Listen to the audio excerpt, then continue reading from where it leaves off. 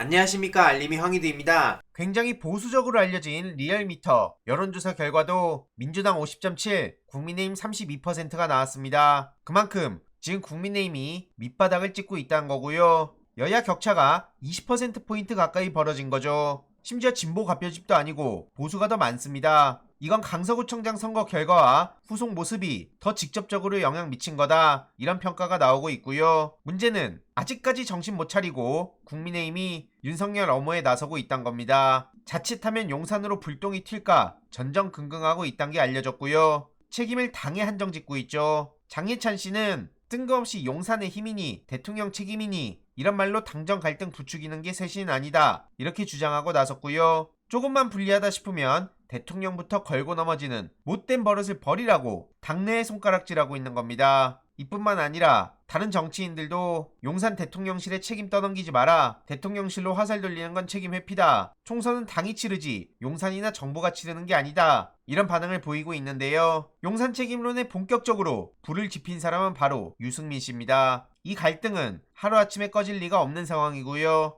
해당 소식을 접한 시민들은 용산 때문에 진 걸 모르는구나, 범죄자 사면은 그럼 왜 시켰다냐, 이런 반응들이 대부분이고요. 저렇게 실드 치는 사람들도 있는 반면 여권 내에서도 지금 정부 들러리 서는 느낌이다, 이런 반응들도 나오고 있습니다. 여당이 대통령실의 여의도 출장소가 돼버렸다, 이렇게 비판하는 목소리가 나오는 거고요. 결국 대통령실 뜻에 따라 당이 휘청거린다는 거죠. 이념 논쟁에 대해서도 국힘 내에선 이게 도움될 게 없다, 신원식 장관이 실언한 거 아니냐, 이런 반응들을 보였지만 윤석열 대통령이 나서서 제일 중요한 게 이념이다 라고 하니까 싹 정리가 됩니다. 당정협의에서도 국힘이 소외되고 있다는 지적도 나오고 있는데요. 이러니 여당이 들러리 서는 느낌이다, 내부에서도 이런 불만이 나오는 겁니다. 개식용 금지에 불씨를 지핀 김건희씨, 이 또한 국힘 내부에서 쩔쩔매고 있고요. 정책도 용산 의중에 따라 흔들리면 당이 왜 필요하냐, 이런 불만의 목소리가 앞으로 더욱더 커질 수밖에 없습니다. 결국 윤석열 책임론으로 못 가니 김기현 책임론이 커지고 있다는 평가가 대부분이고요. 오늘 이런 카톡 대화까지 포착됐죠. 한마디로 조수진 씨와 김성호 여연 부원장이 황당하다, 김기현 대표 쫓겨나겠다, 유유, 이런 얘기를 주고받는 게 드러났고요.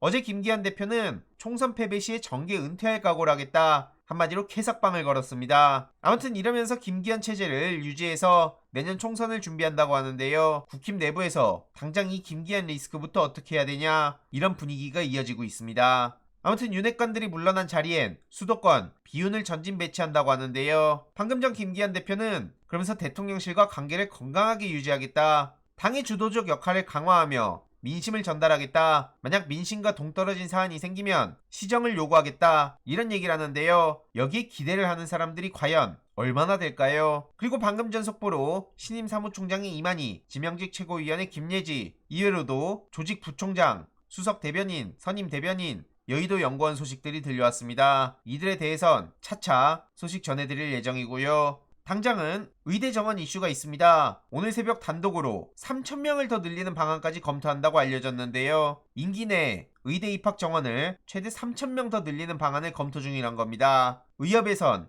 반대를 하고 있다고 하는데 대통령실도 그리고 대통령도 증원 의지가 강하다는 거고요. 또 대통령실에선 사실 무근이다, 이런 얘기를 하고 있습니다. 이러니 의료계의 눈치 보는 거 아니냐, 이런 비판이 나오고 있는 상황이라 과연 여기서 김기현 국민의힘은 어떻게 대응해갈지 부담이 커질 수밖에 없는 겁니다. 그리고 가짜뉴스 관련 논란도 국힘 입장에선 골치 아플 것으로 보이는데요. 지금 정부에선 틈만 나면 가짜뉴스 타령하면서 국무총리, 방통위원장, 방심위원장 등등 아주 난리들을 치고 있습니다. 하지만 중요한 건 이게 언론 표현의 자유를 위축시킬 수 있다는 우려, 사실상 검열에 가깝다는 지적, 과거 국힘이 적극적으로 반대했었던 역사, 그리고 중요한 건 가짜뉴스라는 것에 실체가 모호하다는 거죠. 가짜뉴스 대신 과거 방통위는 전문가들의 협의 과정을 통해 허위 조작 정보라고 부르자고 공식 용어로 채택한 바 있습니다. 그런데 지금 정부에서 얘기하는 거 보면 명확한 범주도 없이 죄다 가짜뉴스에 포함시킨다는 거죠. 이 배경에는 윤석열 대통령의 의지가 있다고 보는 사람들이 대부분이고요. 이 또한 김기현 대표가 어떻게 해결할지 꾸준히 지켜보고 소식 전해드릴 예정입니다. 마지막으로 버스 안에서 10대 여학생을 불법 촬영한 현직 부산시 의원이 송치됐다는 소식이 전해졌는데요. 제목만 보면 무슨 당인지 모르죠. 국힘 소식인데요. 이게 만약 민주당이었으면 제목이 어떻게 나왔을지 묻지 않을 수가 없습니다. 추가적인 소식 계속 전해드리도록 하겠습니다. 이번 내용도 유익했다면 구독, 좋아요, 알림 설정,